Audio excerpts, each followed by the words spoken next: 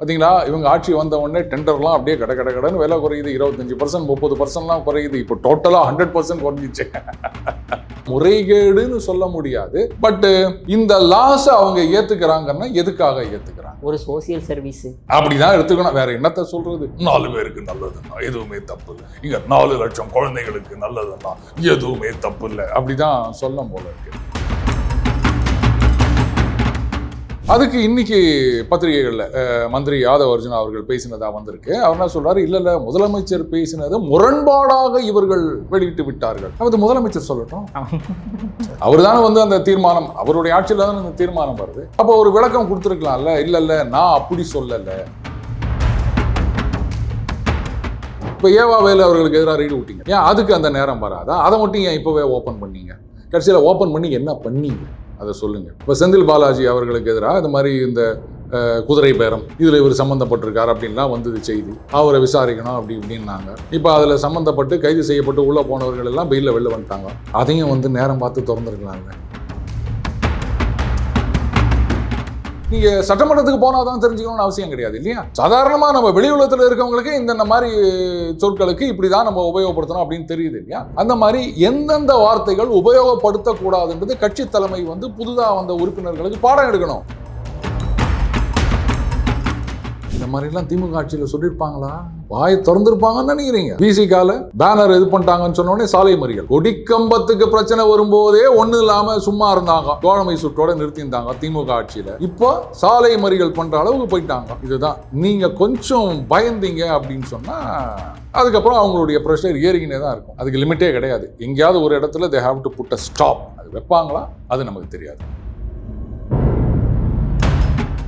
அடுத்தது இந்த அரசியல் சட்டம், இதில் இருக்கின்ற உரிமைகள், ஃபெடரல் ஸ்ட்ரக்சர், இதற்கு எதிராக மாண்புகளுக்கு எதிராக நடப்பது அப்படின்னா காங்கிரஸ் கட்சி தான் நடக்குது அப்படின்னு நான் சொல்லல. இன்றைக்கு தமிழக காங்கிரஸ் தலைவராக இருக்கின்ற அண்ணன் மாணிக்கம் தாகூர் அவர்கள் சொல்லியிருக்காரு. மேகேதாது அணை விஷயத்துல அவர் சொன்னதெல்லாம் நீங்க எடுத்து பாருங்க. இப்போ என்னங்க நீங்களே உங்களை வந்து ட்ரோல் பண்ணீங்கன்னா அப்புறம் நாங்களாம் என்ன பண்றது அப்படின்னு. மேலே இருக்கவங்களுக்கு பொறுப்பு அதிகம், கடைமட்டத்தில் இருக்கவங்களுக்கு பொறுப்பு கம்மி. நம்ம அவங்க மேலே பழிய போட்டு தப்பிச்சிடறோம். அந்த மாதிரி இன்னைக்கு எல்லாம் மக்கள் மேலே பழிய போட்டு தப்பிச்சு போடுறோம். அல்டிமேட்லி என்ன சொல்ல போகிறோம்? ஜனங்க முட்டாள்கள், அவங்க இந்த மாதிரி ஓட்டு போட்டு தேர்ந்தெடுத்தா இப்படித்தான் வரும் அப்படின்னு சொல்லிட்டு போயிட்டே இருக்க போகிறோம்.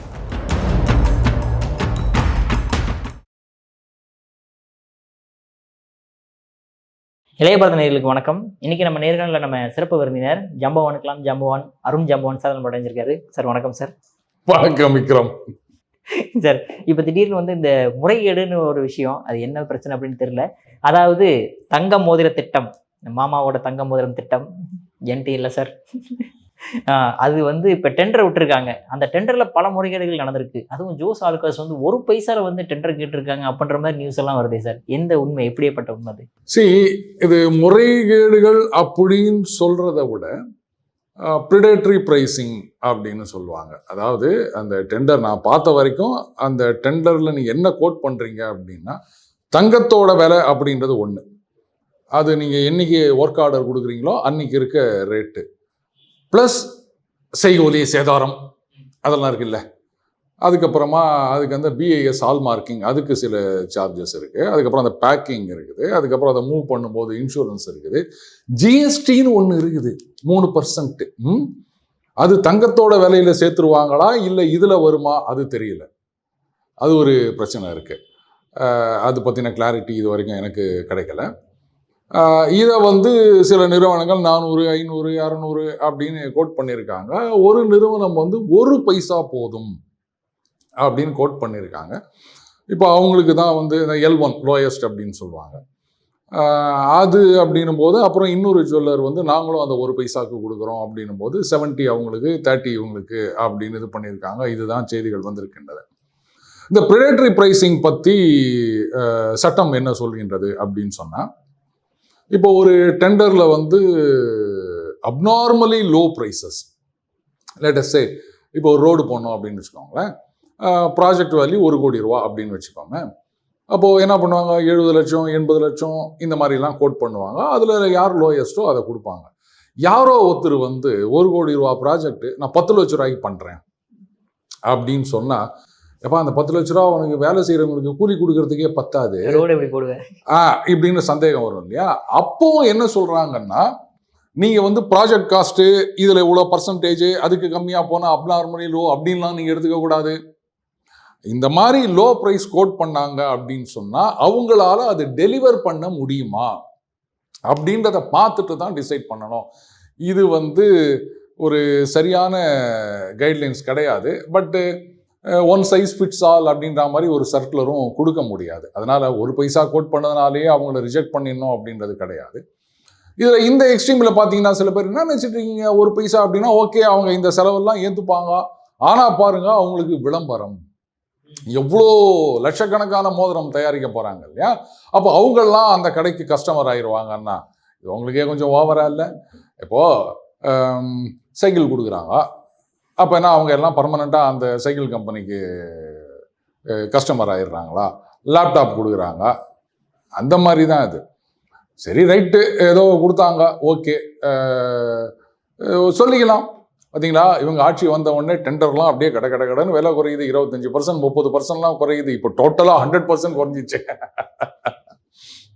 அப்படின்னு சொல்லலாம். முறைகேடுன்னு சொல்ல முடியாது. பட்டு இந்த லாஸ் அவங்க ஏத்துக்கிறாங்கன்னா எதுக்காக ஏத்துக்கிறாங்க? ஒரு சோசியல் சர்வீஸ் அப்படிதான் எடுத்துக்கணும். வேற என்னத்த சொல்றது? 4 பேருக்கு நல்லதுன்னா எதுவுமே தப்பு இல்லை, இங்க 4 லட்சம் குழந்தைகளுக்கு நல்லதுன்னா எதுவுமே தப்பு இல்லை, அப்படிதான் சொல்லும் போல இருக்கு. கொஞ்சம் ஆச்சரியமா தான் இருக்கு. ஒரு பைசானும் போது அந்த செலவெல்லாம் இது வந்து மெஷின்ல தான் பண்ண போறாங்க, யாரும் வந்து இது பண்ண போறது கிடையாது. பட் மெஷின்னாலும் அது கரண்ட்டு செலவாகும்ல, செய்கூலியே இல்லாமல் எப்படி பண்ண முடியும்? ஏன்னா தங்கத்தோட ரேட்டுன்றது தனி, அது இந்த டெண்டரில் வராது. நீங்கள் ஒர்க் ஆர்டர் கொடுக்கும்போது என்ன ரேட் இருக்கோ அந்த ரேட்டில். ஆச்சரியமாக தான் இருக்குது. பட்டு இதில் லாஸ் அப்படின்னு சொல்ல முடியாது கவர்மெண்ட்டுக்கு. கவர்மெண்ட்டை பொறுத்த வரைக்கும் ப்ராஃபிட்னு தான் சொல்லணும். பட் கம்பெனிக்கு இதில் என்ன ப்ராஃபிட்டு லாஸு, எதுக்காக அவங்க இது மாதிரி பண்ணுறாங்க அப்படின்னா வெறும் விளம்பரம் அப்படின்னு தான் இன்றைக்கி சொல்லிட்டு இருக்காங்க. சரி ரைட், ஒரு மிகப்பெரிய ஆர்டர் கிடைக்கின்றது அப்படின்னும் போது சில லாஸை ஏற்றுக்கலாம் அப்படின்னு நினைக்கலாம். மேபி இந்த தங்க நகை வழங்கும் போது அந்த கவர் இருக்கு இல்லையா, பேக்கிங் பண்ணி கொடுப்பாங்கல்ல, அதில் அவங்களோடது இருக்கும். ஸோ அதையெல்லாம் வந்து நம்ம விளம்பரத்துக்கு செலவு பண்ணாமல் இப்படி ஒரு 4 லட்சம் வீடுகளில் நமக்கு விளம்பரம் இருக்குது, அதுக்கு வந்து டைரெக்டாக போய் ரீச் ஆனால், இப்போ டிவியில் சினிமாவில் விளம்பரம் போட்டிங்கன்னா எத்தனை பேர் பார்க்க போகிறாங்கன்னு சொல்ல முடியாது. அப்படியே ஸ்கிப் பண்ணிவிட்டு இல்லை வந்து வேறு சேனல் போயிடுவோம். இது வந்து நேரடியாக உள்ளே போகுது அப்படின்றதுனால கூட அவங்க இந்த மாதிரி ஒரு முடிவு எடுத்திருக்கலாம். அதான் முறைகேடு அப்படின்னு சொல்ல முடியாது. ஏன்னா நம்மளை அப்படி கண்ணு மொழி புதுங்கி பார்க்க வைக்குது என்ன நடக்குது அப்படின்னு, அவ்வளோதான். Okay sir. சார் அதே மாதிரி இப்போ வந்து இந்த தொகுதி மறுவரையறை அப்படின்ற ஒரு விஷயத்துல வந்து சட்டசபையில் ஒரு மாதிரி ஒரு ரெசல்யூஷன் பாஸ் பண்ணாங்க. ஆனால் அமித்ஷாட்ட போய் ஒரு விதமாக பேசிட்டு வந்தாப்புல விஜய் அவர்கள், மறுபடியும் சட்டசபையில் ஆதவர்ஜுனா வந்து அப்படியே உள்டாவாக பேசுறாரு. என்ன சார் பிரச்சனை அவங்களுக்கு? இல்லை, நேற்றுக்கு வந்து எல்லா பேப்பர்லேயும் வந்த விஷயம் ஒன்று தான். அதாவது நாங்கள் வந்து இந்த மத்திய அரசாங்கோட திட்டம், அதாவது குடும்ப கட்டுப்பாடு திட்டம், இதையெல்லாம் வந்து சரியாக நாங்கள் இது பண்ணோம் அப்படின்றதுனால தென் மாநிலங்கள் பாதிக்கப்படக்கூடாது. இந்த மத்திய அரசாங்கத்தோடைய அந்த மக்கள் தொகை கட்டுப்படுத்தலாம் ஏதோ ஒன்று சொல்லியிருந்தார், அதை வந்து நாம் எஃபிஷியண்ட்டாக பண்ணோன்றதுக்காக பாதிக்கப்படக்கூடாது. அதனால் தென் மாநிலங்களுடைய ரெப்ரசன்டேஷன் அந்த சதவிகிதம் குறையக்கூடாது, அதுக்கு சட்டப்பூர்வமான பாதுகாப்பு தேவை அப்படின்னு இதைத்தானே திமுக இப்போ சொல்லினுக்கிறாங்க. ஆனால் அந்த தீர்மானம் அப்படின்றது வேற. இதை கேட்கும்போது அதுக்கு இன்னைக்கு பத்திரிகைகளில் மந்திரி ஆதவர்ஜுனா அவர்கள் பேசினதா வந்திருக்கு. அவர் என்ன சொல்றாரு, இல்லை முதலமைச்சர் பேசினது முரண்பாடாக இவர்கள் வெளியிட்டு விட்டார்கள். அது முதலமைச்சர் சொல்லட்டும், அவர் தானே வந்து அந்த தீர்மானம், அவருடைய ஆட்சியில் தானே அந்த தீர்மானம் வருது. அப்போ ஒரு விளக்கம் கொடுத்துருக்கலாம்ல. இல்லை நான் அப்படி சொல்லலை, இந்த மாதிரி 543 ஃப்ரீஸ் இதைத்தான் நாங்கள் சொன்னோம், பத்திரிகை செய்திகளில் வேற மாதிரி வந்துருச்சு அப்படின்னு முதல்வர் சொல்லி இருந்தாருன்னா அதுக்கு எஃபெக்ட் இருந்திருக்கும். வேற யாரோ ஒருத்தர் சொல்லும் போது அந்த எஃபெக்ட் இல்லாதது மட்டும் இல்லை, இன்னொரு பவர் சென்டரா முதலமைச்சர் என்ன சொன்னார் சொல்லல, அவர் என்ன நோக்கத்துல சொன்னார், என்ன அர்த்தத்துல சொன்னார் அப்படின்றத இன்னொருத்தர் விளக்க வேண்டிய அவசியம் என்ன? முதலமைச்சர் இதுக்கு வந்து விளக்கம் கொடுக்க மாட்டாரா? அவர் பேசினதா தானே வந்திருக்கு, அப்ப அவர் தானே இதை வந்து தெளிவுபடுத்த வேண்டும். இன்னொரு அமைச்சர் எதுக்கு அதை சொல்லணும்? அதான் சார், அவர் முதலமைச்சருக்காக மட்டும் பேசல சார், இருக்கிற எல்லா அமைச்சர்களையும் ஒரு ஒருத்தர் தான் பேசுறாராம்.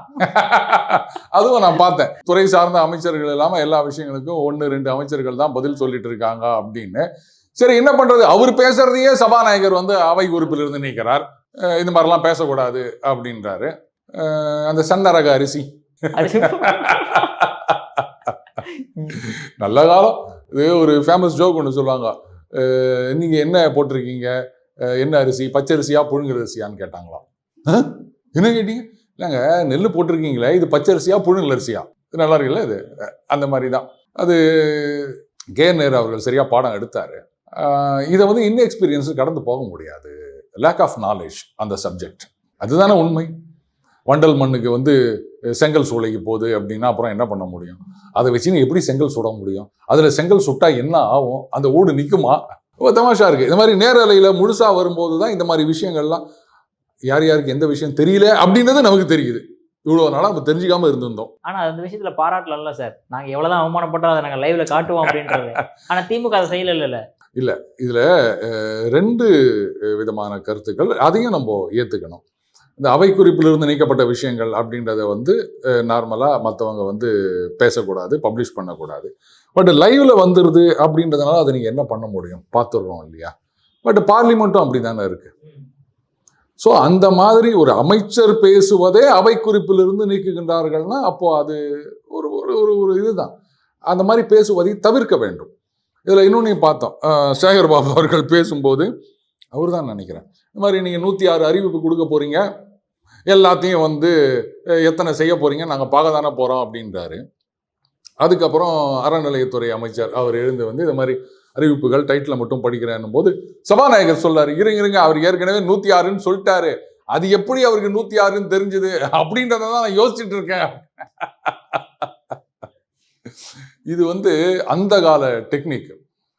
எம்ஜிஆர் அவர்கள் முதலமைச்சராக இருக்கும் பொழுது இங்கே திமுகவில் என்ன பண்ணுவாங்க, அவங்க ஏதாவது திட்டம் கொண்டு வராங்க, இல்லை ஏதாவது ஒரு பிளானு அது இது அப்படின்னும் போது அது எங்களுக்கு முன்னாடியே தெரிஞ்சிச்சு அப்படின்ற மாதிரி, பாருங்கள் இது மாதிரி பண்ண போகிறாங்க, இன்றைக்கும் அரசு அலுவலர்கள் மத்தியில் எங்களுக்கு செல்வாக்கு இருக்குது, எங்களுக்கு இன்ஃபர்மேஷன் வருது அப்படின்னு காமிப்பாங்க. அதே மாதிரி விசாரணை கமிஷன் அறிக்கை முன்னாடியே நாங்கள் விட்டுட்டோம், இதெல்லாம் நிறைய நடந்திருக்குன்னு வச்சுக்கோங்களேன்.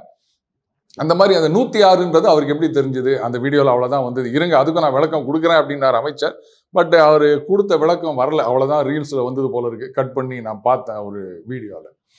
என்ன காரணம் சொன்னார்னு தெரியல, அது இனிமேல் தான் தேடி போய் பார்க்கணும். முதலமைச்சர் சிரிக்கிறது மட்டும் இல்லை, அமைச்சர் கொடுக்குற விளக்கம் கூட நம்ம டிவியில் தான் தேடி பார்க்க வேண்டியதாகுது. அதுக்காக நம்ம வந்து 24 மணி நேரம் அட்லீஸ்ட் பகல் முழுக்க வந்து லைவ் பார்த்துக்கினே உட்காந்துட்டு இருக்க முடியுமா? வேற வேலை இருக்குல்ல நமக்கு. என்ன சார் இப்படி சொல்லிட்டீங்க? புஷி ஆனந்த் அவர்கள் சொல்றாரு, இந்த மாதிரி லைவ் போடுறதுனால தான் நாங்கள் சீரியல் பார்க்கறதே விட்டுட்டோம், லைவ் தான் பார்த்துன்னு இருக்கோம் அப்படின்றாங்க. அது சீரியல் பார்க்குறவங்களுக்கு ஒன்றா பொருந்துமே தவிர நமக்கெல்லாம் அது சரிப்பட்டு வராதுங்க. பொழுது அன்னைக்கு நான் அதையே பார்த்துட்டு இருந்தேன்னா எங்கே வந்து நான் இது மாதிரி வந்து உங்களுக்கு பதில் சொல்றது, இல்லை நான் எங்கே என் சேனலில் வீடியோ போடுறது? அதை பார்த்துக்கிட்டே இருந்தா, தம்பி சீரியல் பார்த்துக்கினே இருந்தா சோறு கொதிக்குமா அப்படின்னு வீட்டில் கேட்குறவன் நான். என்னை போயிட்டு நீ இதையே பார்த்துட்டு அப்படின்னு சொன்னால் வேற வேலையே இல்லையா எனக்கு? அப்பப்போ ஏதாவது முக்கியமான விஷயம் அது வேறு எல்லாரும் இந்த மாதிரி அதை ரீல்ஸ் எடுத்து போடுவாங்க, அதை பார்த்து தெரிஞ்சிக்க வேண்டியதுதான். போடுறவங்க அமைச்சரோட விளக்கத்தையும் சேர்த்து போட்டிருந்தாங்கன்னா நல்லா இருந்திருக்கும். இப்போ நான் எங்கே போய் தேடுறதுன்னு தெரியல.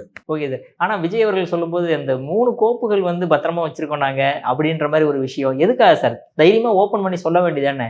டைம் வரும்போது நாங்கள் ஓப்பன் பண்ணுவோம் அப்படின்னா அதுக்கு என்ன காரணம் சார்? அது அதுதான் எதிர்கட்சி தலைவர் கேட்டார்ல, ஏன் ஜோசியக்கார் வந்து நேரம் குறிச்சு கொடுக்கணுமா அப்படின்னு. இது வந்து சரியில்லை விக்ரம். ஒரு தவறு நடந்திருக்கின்றது அப்படின்னு தெரிஞ்சா அப்போ முதலமைச்சர் அப்படின்றவர் நிச்சயமா உடனடியாக நடவடிக்கை வேணும். இதுக்கெல்லாம் வந்து என்ன சரியான நேரம் வரும் அப்படின்னா என்ன நேரம் வரும், எப்போ வரும்? அது வராமையே கூட போயிடுமா? பார்கெயினுக்காக ஏதாவது வெயிட் பண்ணுறாங்களா? இப்போ ஏவா வேலு அவர்களுக்கு எதிராக ரைடு விட்டீங்கல்ல, ஏன் அதுக்கு அந்த நேரம் வராதா? அதை மட்டும் ஏன் இப்போவே ஓப்பன் பண்ணீங்க? கடைசியில் ஓப்பன் பண்ணி என்ன பண்ணீங்க அதை சொல்லுங்க. இப்போ செந்தில் பாலாஜி அவர்களுக்கு எதிராக இந்த மாதிரி இந்த குதிரை பேரம் இதில் இவர் சம்மந்தப்பட்டிருக்கார் அப்படின்லாம் வந்தது செய்தி. அவரை விசாரிக்கணும் அப்படி இப்படின்னாங்க. இப்போ அதில் சம்மந்தப்பட்டு கைது செய்யப்பட்டு உள்ளே போனவர்கள் எல்லாம் பெயிலில் வெளில வந்துட்டாங்க. அதையும் வந்து நேரம் பார்த்து திறந்துருக்கலாம்ல, அதை மட்டும் ஏன் முன்னாடியே ஓப்பன் பண்ணாங்க? இப்போ ஓப்பன் பண்ணி என்ன ஆச்சு எனக்கு சொல்லுங்கள். ஸோ நம்மக்கிட்ட ஆதாரம் இருக்குது அப்படின்னு சொன்னால் உடனடியாக நடவடிக்கை எடுக்க வேண்டும். அப்படி இல்லாமல் நாங்கள் நேரத்துக்காக வெயிட் பண்ணிட்டு இருக்கோம் அப்படின்னா இட்ஸ் ஒன்லி பொலிட்டிக்கல் ஸ்டேட்மெண்ட். அதில் வந்து எவிடன்ஸ் இருக்கா அப்படின்றது பெரிய கேள்விக்குறியாகின்றது. அதான் எதிர்கட்சி தலைவர் சொன்னார், ஓப்பன் பண்ணுங்க, நடவடிக்கை எடுங்க. என்ன அப்போ நாங்கள் ரெடியாக இருக்கோம், நீங்கள் ஓப்பன் பண்ணுங்க அப்படின்றாரு. இவங்க ஓப்பன் பண்ண மாட்டோம்னா இப்போ இவ்வளோ தூரம் இவங்க சொன்ன பிறகு அவங்க வந்து சைலண்டாக இருக்காங்கன்னு வச்சுக்கோங்களேன். பார்த்தீங்களா, முதலமைச்சர் சொன்னார் ஓப்பன் பண்ணுவோன்னு, அப்படியே பயந்து போயிட்டாங்க பாரு அப்படின்லாம். இப்போ அவங்க தான் சொல்லாங்கல்ல, பண்ணு பண்ணு அப்படின்றாங்கல்ல. இப்போவும் நீங்கள் பண்ணலை அப்படின்னா அப்போ திருப்பி அவங்க கேட்டுட்டு இருப்பாங்க. இன்னும் வச்சிருக்கேன்னு சொன்னீங்களே. அதாவது அண்ணாமலை அவர்கள் வந்து திமுக ஃபைல்ஸு 1, 2 அப்படின்னு ரிலீஸ் பண்ணும்போது எல்லாம் கேட்டாங்க, என்னப்பா 3, 4, 5, 6 எல்லாம் வராதா, என்ன நடவடிக்கை எடுத்தீங்க அப்படின்னு கேட்டாங்க. இப்போ கடைசியில் அது வந்து நமுத்து போச்சுன்னு வச்சுக்காங்க. அப்போ அதே மாதிரி தானே இதுவும் ஆகும். ஏற்கனவே ஒன்று இந்த மாதிரி நடந்திருக்குன்னு தெரிஞ்ச பிறகும் நீங்கள் இந்த மாதிரி சொல்கிறீங்க அப்படின்னு சொன்னால் அப்போது அது பியூர் பாலிடிக்ஸ். அதை தவிர வேற ஒன்றும் இல்லை. அதில் என்ன இருக்குன்னு கூட எனக்கு சந்தேகமாக இருக்குது. ஓகே சார், இந்த அவை குறிப்பு அப்படின்ற ஒரு விஷயம் என்ன சார் அந்த அவை குறிப்பு அப்படின்னு? ஏன்னா ஆக்சுவலாக எடுத்துக்காட்டு சொல்லணும் அப்படின்னா நம்ம சிடிஆர் நிர்மல்குமார் சொல்றாரு கரூர் கம்பெனி அமைச்சர் அப்படின்றாரு, அவர் வந்து சங்கி அமைச்சர் அப்படின்றாரு, பாத்ரூமில் 3 மணி நேரம் உட்கார்ந்திருந்த எதிர்க்கட்சி தலைவர், இதெல்லாம் அவை குறிப்பில் நீக்கப்படுகிறது. எப்போ அந்த அவை குறிப்பு எழுதப்படும், அது எங்கே வைக்கப்படும், என்ன விஷயம் சார் அது? அதாவதுங்க, இப்போ அந்த லைப்ரரியில எல்லாம் விட்டுருங்க. மற்றபடி சட்டமன்றத்தில் உறுப்பினர்கள் பேசுவது, மாண்புமிகு உறுப்பினர்கள், அதுக்கப்புறம் மாண்புமிகு அமைச்சர்கள், இவங்க பேசுகின்றது, இந்த வாத பிரதிவாதங்கள், இதை எல்லாமே அங்க உட்காந்து ஷார்ட் ஹேண்ட்ல எழுதிக்கின்னு அதெல்லாம் பேசும்போது எப்படி சார் எழுதுவாங்க? அதான் ஷார்ட் ஹேண்ட் அப்படின்றது. ஷார்ட் ஹேண்ட்னா தெரியுமா உங்களுக்கு? இன்னைக்கு இருக்கவங்களுக்கு எத்தனை பேருக்கு தெரியும் தெரியாது. அந்த காலத்துலலாம் வந்து ஒரு கட்சி கூட்டங்கள் மீட்டிங்க்கு போறாங்க அப்படின்னு சொன்னா நோட் எடுத்து ரைட்டா, அது வந்து வெறும் கோடு கோடா இருக்கும், கோடு புள்ளி அந்த மாதிரி இருக்கும். அதுதான் ஷார்ட் ஹேண்ட் அப்படின்றது. ஒரு வார்த்தையே ஒரே கோடு புள்ளி அதுல வந்துடும்.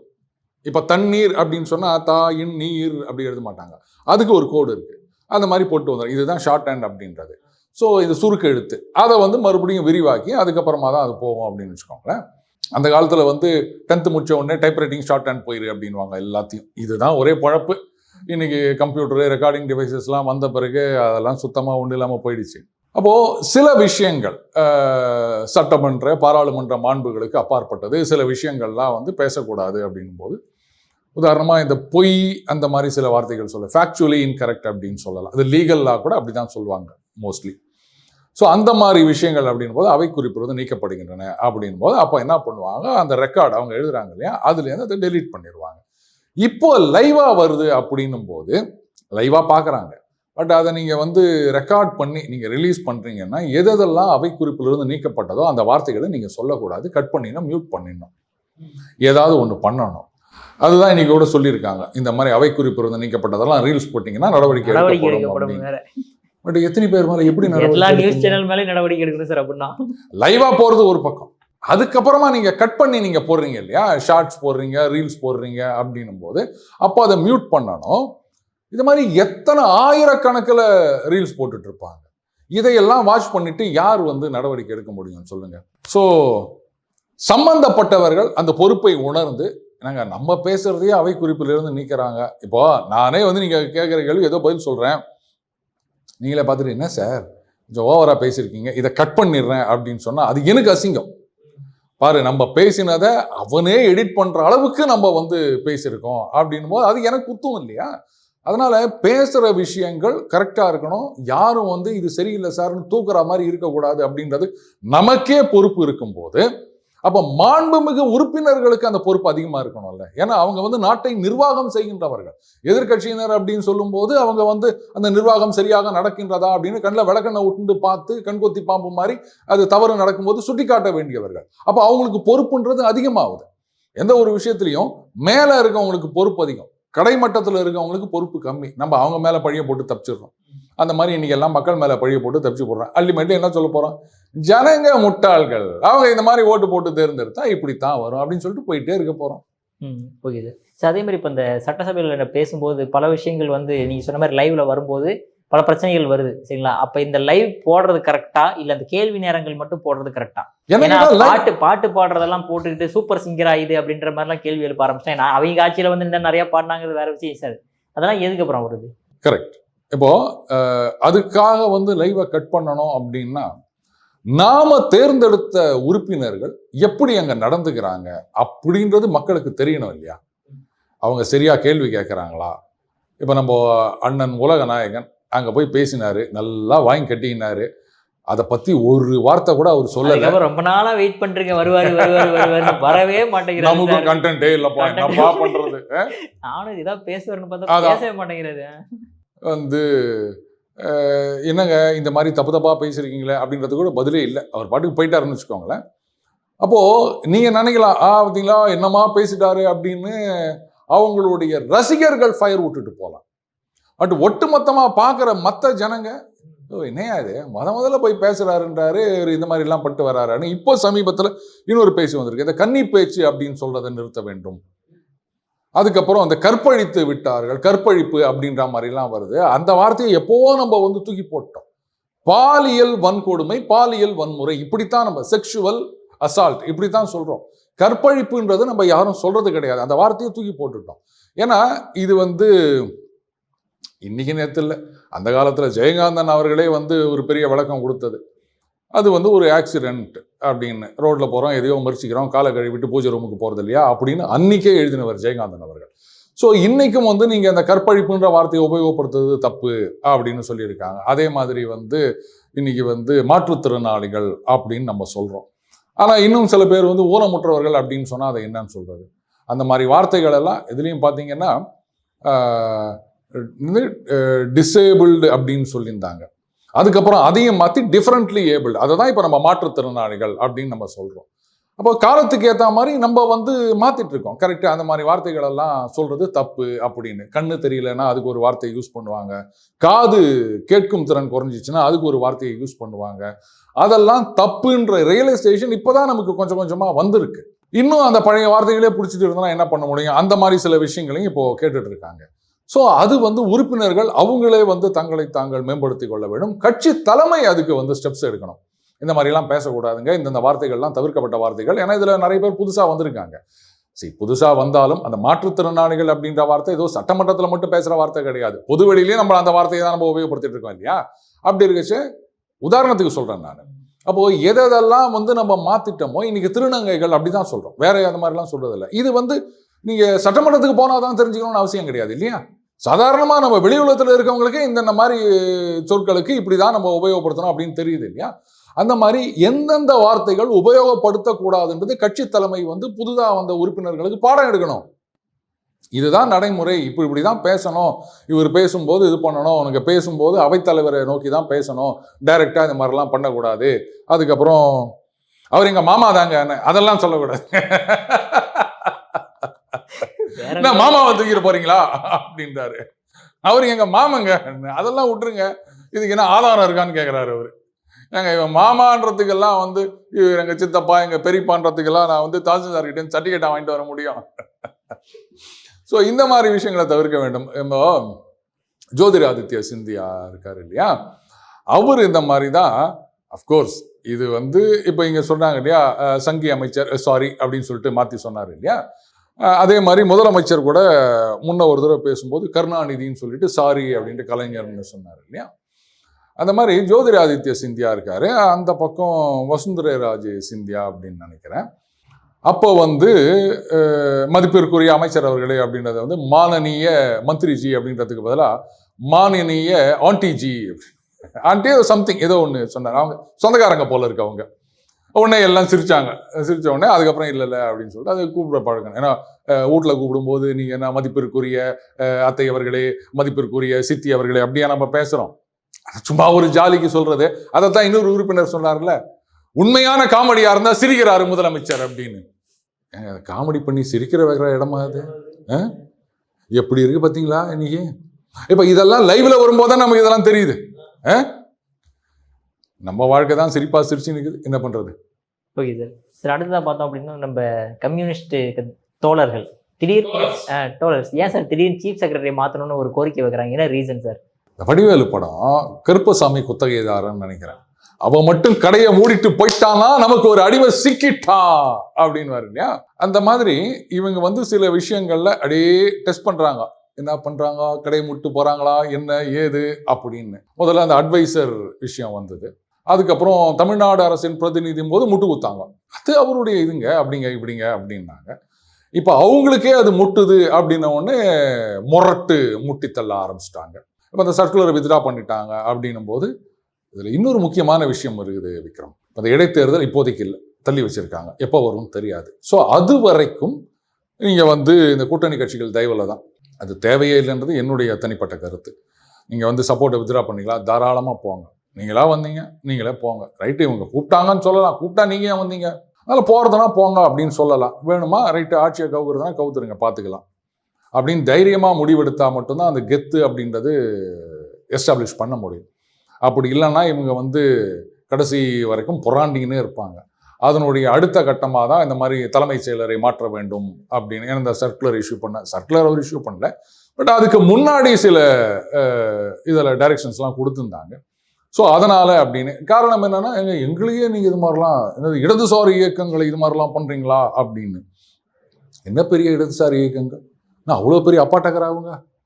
ஏதோ திமுகவில் தேவையே இல்லாமல் அவங்களுடைய செல்வாக்குக்கு சம்மந்தமே இல்லாமல் அவ்வளோ இம்பார்ட்டன்ஸ் கொடுத்து அவ்வளோ சீட்டு கொடுத்தனால தான் இன்னைக்கு இவ்வளோ பேசி நிற்கிறீங்க. நீங்கள் மக்கள் நல கூட்டணியில் போயிட்டு என்ன ஆனீங்கன்றது உலகத்துக்கே தெரியும். இந்த லட்சணத்தில் நாங்கள் யார் தெரியுமா அப்படின்னு. நீங்கள் யார்? யாருமே கிடையாது. நீங்கள் இன்னைக்கு வேற வழி இல்லை அப்படின்ட்டு இந்த காங்கிரஸ் பண்ண கூத்து அவங்க முதல்ல போய் ஒட்டிக்கினாங்க. இதில் இன்னொரு முக்கியமான விஷயம் இருக்குது விக்ரம். இப்போ யோசிச்சு பாருங்க, கூட்டணி கட்சிகளுடைய அழுத்தத்துக்கு இப்போ தாவேகா ஈல்ட் ஆயிட்டாங்க, நல்லாவே தெரியுது. எது வரைக்கும் இது இப்படியே கண்டினியூ ஆகும்? அவங்களுக்குன்னு தனியாக மெஜாரிட்டி வர வரைக்கும். இப்போ இடைத்தேர்தல் கிளியர் ஆயிடுச்சு, வரப்போகுது அப்படின்னா அது 7 தொகுதிக்கா? 7 தொகுதிக்கு வந்தால் கூட மெஜாரிட்டி வருமானு சொல்ல முடியாது. நம்ம சாலிடாக ஒரு 120 அப்படி இருந்ததுன்னா ஓகே, 117 தாண்டி கொஞ்சம் இருக்கட்டுமே. அப்போது இடைத்தேர்தல் வருதுன்னும் போது ஓகே, இப்போ அதிமுகவில் இன்னும் சில பேர் ராஜினாமா பண்ணிட்டு வந்து தாவேகாவுக்கு தனியாக 120 125 வந்துருதுன்னு வச்சுக்கோங்களேன். அதுக்கப்புறம் இவங்களுடைய ப்ரெஷர்லாம் செல்லும்னு நினைக்கிறீங்க? ரைட். அதுக்கப்புறம் இவங்க என்னதான் தோழமை சுட்டுலேருந்து முட்டு கொடுத்தாலும் அவ்வளோதாங்க அப்படின்னா அவங்களால ஒன்றும் பண்ண முடியாது. நாங்கள் ஆதரவை வாபஸ் வாங்கிக்கோ, அதுக்கு தானே நாங்கள் இந்த மாதிரி சொன்னோம். அப்போது தாவேகாவுக்கு மெஜாரிட்டி கிடைக்கக்கூடாது, கிடைச்சா நம்மளுடைய செல்வாக்கு குறைந்து விடும் அப்படின்றது கூட்டணி கட்சிகளுக்கு தெரியுமா? அப்போ இடைத்தேர்தலில் இவங்க ஏதாவது குறுக்கு வேலை பண்ணாங்கன்னா, இவங்க மெஜாரிட்டி வரக்கூடாது அப்படின்றதுக்காகவே ஏதாவது உள்ளடி வேலை நடந்தா, ஏன்னா மெஜாரிட்டி வந்துச்சுன்னா இவங்க செல்லா காசு ஆயிடுவாங்க. இதுதான் ரொம்ப சிக்கலான விஷயம். அப்போ அந்த இடைத்தேர்தல் நடந்து தாவேகாவுக்கு தனி மெஜாரிட்டி வருகின்ற வரைக்கும் இந்த மாதிரி பிரச்சனையெல்லாம் வரும். பட் தாவேகா ஏன் ஈல்டானாங்கன்னு எனக்கு தெரியல. இதில் அவங்க நின்றுருக்கணும். ஆமாங்க அப்படிதாங்க. இப்போ அந்த அட்வைசர் சில பேர் போஸ்டிங்கில் ஆமாம் அப்படின்னாங்கல்ல, முதல்ல அவர் அந்த இவர் ஜோசியம் பார்க்குறவரா அதை தான் ஏதோ வித்ட்ரா பண்ணாங்க போல இருக்கு. மற்றபடி வந்தவங்களெல்லாம் மாற்றலை, தமிழக பிரதிநிதி அவரெல்லாம் மாற்றலைல்ல. அந்த மாதிரி ஆமாங்க என்னப்பா சர்க்குலர் கொடுத்தாரு அதான் வித்ட்ரா பண்ணிட்டான்ல, அதோட விடுங்க அப்படின்னு நின்றுருந்தாங்கன்னா, ஐயா என்னப்பா இவங்க நம்ம சொல்றதுக்கெல்லாம் பயப்பட மாட்டாங்க போல இருக்குது அப்படின்ட்டு அவங்க பணிச்சு போயிருப்பாங்க. இப்போ சீஃப் செக்ரட்டரியை மாற்றுன்ற வரைக்கும் அவங்க போயிட்டாங்க. இனிமேல் டெய்லி ஏதாவது பிரச்சனை பண்ணிக்கினே இருப்பாங்க. அது வேற அந்த கம்யூனிஸ்ட் எம்பி வேற என்னென்னோ அதிகாரிகள் ராஜ்யம் நடக்கின்றது ஒன்றும் என்னென்னவோ சொல்லியிருந்தார் அவர் அமைச்சர்களை பற்றிலாம். இந்த மாதிரிலாம் திமுக ஆட்சியில் சொல்லியிருப்பாங்களா? வாய் திறந்துருப்பாங்கன்னு நினைக்கிறீங்க? விசிகால பேனர் இது பண்ணிட்டாங்கன்னு சொன்னோடனே சாலை மறியல், கொடிக்கம்பத்துக்கு பிரச்சனை வரும்போதே ஒன்றும் இல்லாமல் சும்மா இருந்தாங்க, தோழமை சுட்டோட நிறுத்தியிருந்தாங்க திமுக ஆட்சியில். இப்போ சாலை மறியல் பண்ணுற அளவுக்கு போயிட்டாங்க. இதுதான் நீங்கள் கொஞ்சம் பயந்தீங்க அப்படின்னு சொன்னால் அதுக்கப்புறம் அவங்களுடைய ப்ரெஷர் ஏறிக்கினே தான் இருக்கும். அதுக்கு லிமிட்டே கிடையாது. எங்கேயாவது ஒரு இடத்துல they have to put a stop. அது வைப்பாங்களா அது நமக்கு தெரியாது. Okay sir. சார் கடைசி ஒரு கேள்வி சார். திடீர்னு இந்த அரசியலமைப்பு சட்டத்தை பாதுகாக்கணும் அப்படின்ற ஒரு மிகப்பெரிய ஒரு மாநாடு மாதிரி நடத்தி எல்லா கூட்டணி கட்சிகள் பிரகாஷ்ராஜ் அதில் பேசுகிறாரு சார். அதாவது முக்கியமாக பாஜகவை சாடி பயந்து விட்டது அந்த அரசாங்கம், நாம் சொல்லதை அடிபணிஞ்சு ரிசைன் பண்ணிட்டாங்க, இவங்களுக்காக தான் அம்பேத்கர் ஏற்கனவே பல சட்டத்திட்டங்களுக்கு 3000 ஆண்டுகளுக்கு நிலைச்சு நிற்கிற மாதிரி அரசியலமைப்பை எழுதி கொடுத்துட்டு போயிருக்காரு, இவங்களால ஒன்றுமே பண்ண முடியாது அப்படின்ற மாதிரி ஒரு குற்றச்சாட்டை வைக்கிறாரு சார். ராகுல் காந்தி மேலே இவருக்கு என்ன கோவம்? ஏன் சார்? இல்லைங்க, 3000 ஆண்டுகளுக்கு எதுவும் பண்ண முடியாத மாதிரி ஒரு அரசியல் சட்டம்னு இவர் சொல்லிட்டு போறாரு. இதே காங்கிரஸ் தான் பிரியாம்பிளில் அந்த சோசியலிஸ்ட் செக்குலர் அப்படின்ற வார்த்தையை ஆட் பண்ணது காங்கிரஸ் எமர்ஜென்சி வந்த பீரியட்ல. அது அண்ணல் அம்பேத்கர் உருவாக்கின இதில் அது கிடையாது. இவங்க தான் அதை கொண்டு சேர்த்தது. ராகுல் காந்தி என்ன சொல்லின்னு தெரிகிறாரு, ஊரெல்லாம் இவங்க அரசியல் சட்டத்தையே குழி தோண்டி புதைத்து விடுவார்கள், ஒன்றும் இல்லாமல் பண்ணிடுவாங்கன்னு சொல்லிட்டு இருக்கிறாரு. இவர் அதை பண்ண முடியாது அப்படின்னு சொல்றாரு. அதை தான் நான் கேட்டேன். அவர் பண்ணுவாங்கன்றார், இவர் பண்ண முடியாதுன்றாரு. அதனால ஏன் 2 பேர்த்துக்கும் சண்டையா அப்படின்றது ஒன்று. அடுத்தது இந்த அரசியல் சட்டம், இதில் இருக்கின்ற உரிமைகள், ஃபெடரல் ஸ்ட்ரக்சர், இதற்கு எதிராக மாண்புகளுக்கு எதிராக நடப்பது அப்படின்னா காங்கிரஸ் கட்சி தான் நடக்குது அப்படின்னு நான் சொல்லலை.